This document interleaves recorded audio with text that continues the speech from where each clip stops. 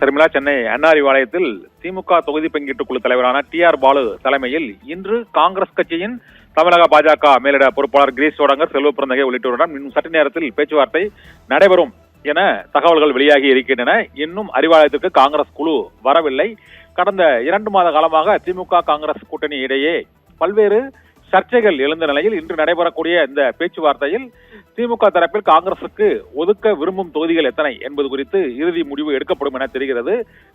இதே போல காங்கிரஸ் தரப்பிலும் அவர்களுடைய நிபந்தனைகள் குறித்து இன்று முழுமையாக திமுக தொகுதி பங்கீட்டு குழுவுடன் தெரிவிக்க இருக்கிறார்கள். இதற்கு முன்னதாக அவர்கள் KC வேணுகோபால் முதலமைச்சருடனும் கனிமொழி கிரீஷ் சோடங்கருடனும் இந்த முதல் கட்ட மறைமுக பேச்சுவார்த்தையை, அதிகாரபூர்வமற்ற பேச்சுவார்த்தையை நடத்தி இருக்கிறார்கள். இதில் காங்கிரஸ் கட்சியின் எதிர்பார்ப்புகள் திமுகவால் இயலும் தொகுதி எண்ணிக்கை மற்றும் என்னென்ன சலுகைகளை கொடுக்க முடியும், என்னென்ன தொகுதிகள் மற்றும் என்னென்ன ராஜ்யசபா MP மற்றும் உள்ளாட்சி தேர்தலில் பிரதிநிதித்துவம் உள்ளிட்ட அம்சங்களில் எவை கொடுக்க முடியும் என்பது குறித்து KC வேணுகோபாலிடமும் கிரீஷ் சோடங்கரிடமும் ஏற்கனவே தெரிவித்துவிட்டதாக கூறப்படுகிறது. இது தொடர்பாக ராகுல் காந்தி உள்ளிட்டோரிடம் ஆலோசனை நடத்திய மல்லிகார்ஜுன கார்கே ஆகியோரிடம் ஆலோசனை நடத்திய பின்னர் இன்று காங்கிரஸ் தொகுதி பங்கீட்டுக் குழு திமுக தொகுதி பங்கீட்டுக் குழுவுடன் அதிகாரபூர்வமான பேச்சுவார்த்தையை தொடங்க இருக்கிறது. இது தவிர 11 மணிக்கு SDPI கட்சிக்கு, கடந்த முறை தேர்தல் அதிமுக கூட்டணியில் இருந்த SDPI கட்சி இந்த முறை அது திமுக கூட்டணியில் இணைந்திருக்கிறது. இதே போல தமிமுன் அன்சாரி, முக்குளத்தோர் புலிப்படை, இது தவிர கொங்கு இளைஞர் பேரவை ஆகிய கட்சிகளோடும் இன்று மாலையில் பேச்சுவார்த்தை நடத்தப்படும் என தகவல்கள் வெளியாகி இருக்கின்றன. இன்று 11 மணி அளவில் SDPI கட்சியிடம் பேச்சுவார்த்தை நடத்தப்படுகிறது. அதன் பின்னர் மனிதநேய ஜனநாயக கட்சியிடம் 12 மணிக்கு அறிவாலயத்தில் திமுக கூட்டணி தொடர்பாக பேச்சுவார்த்தை நடத்தப்படும் என தெரிகிறது. இதனால் இதே போல ஏற்கனவே முதற்கட்ட பேச்சுவார்த்தையை நிறைவு செய்துள்ள ஜவஹர்லால் தலைமையிலான மனிதநேய மக்கள் கட்சி மற்றும் இந்திய யூனியன் முஸ்லீம் லீக் ஆகிய கட்சிகளோடும் இன்று பேச்சுவார்த்தை நடத்தப்பட்டு தொகுதிகள் முடிவு செய்யப்பட்டு அறிவிக்கப்படும் என எதிர்பார்க்கப்படுகிறது. இதில் தற்போதைய தகவல்களின்படி மனிதநேய மக்கள் கட்சிக்கு 2 தொகுதிகள் ஒதுக்கீடு செய்யப்பட்டு இன்றைய உடன்பாடு கையெழுத்தாக கூடும் என எதிர்பார்க்கப்படுகிறது. இதே போல SDPI social democratic party of இந்தியாவுக்கு 1 இடமும், இந்திய யூனியன் முஸ்லீம் லீக் கட்சிக்கு 2 இடங்களும் வழங்கப்பட்டு 2 இடங்களும் வழங்கப்படும் என தகவல்கள் தெரிவிக்கின்றன.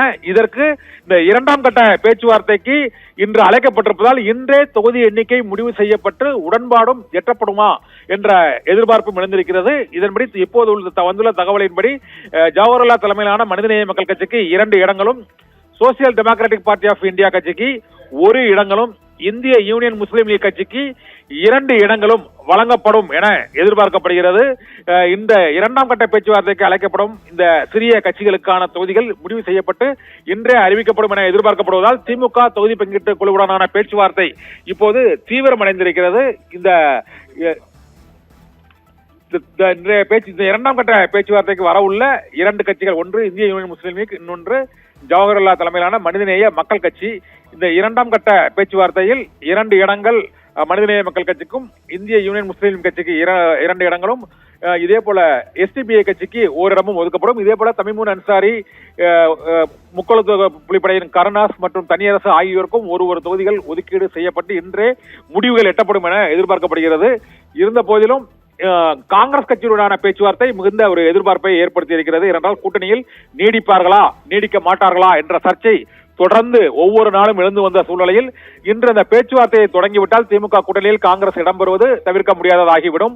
அதனால் அவர்களுடனான பேச்சுவார்த்தையில் அவருடைய முதல்கட்ட நிபந்தனைகள், முதல் சுற்று பேச்சுவார்த்தையில் திமுக தரப்பில் வழங்க உள்ள அந்த தொகுதிகளின் எண்ணிக்கை மற்றும் மற்ற ராஜ்யசபா சீட் உள்ளிட்டவை 27, 28 அல்லது 1 ராஜ்யசபா சீட் என்று திமுக தரப்பில் வலியுறுத்தப்படுவதாகவும் 30ஐ தாண்டி காங்கிரஸ் கட்சி எதிர்பார்ப்பதாகவும் கூறப்படுகிறது.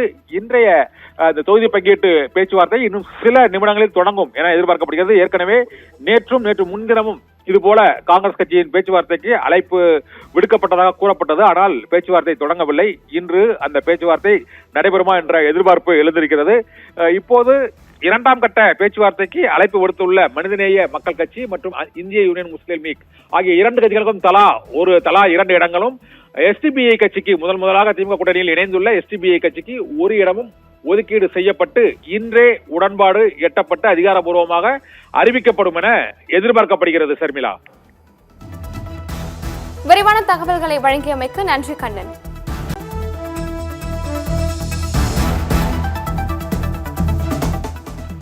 சட்டமன்ற தேர்தலுக்கான தொகுதி பங்கீடு தொடர்பாக திமுக காங்கிரஸ் இடையே இன்னும் சற்று நேரத்தில் பேச்சுவார்த்தை தொடங்க இருக்கிறது.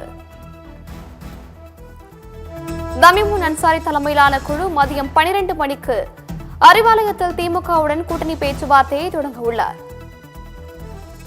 கடந்த முறை திமுக கூட்டணியில் IUML கட்சிக்கு 3 தொகுதிகளும் மமமகவுக்கு 2 தொகுதிகளும் ஒதுக்கப்பட்டது.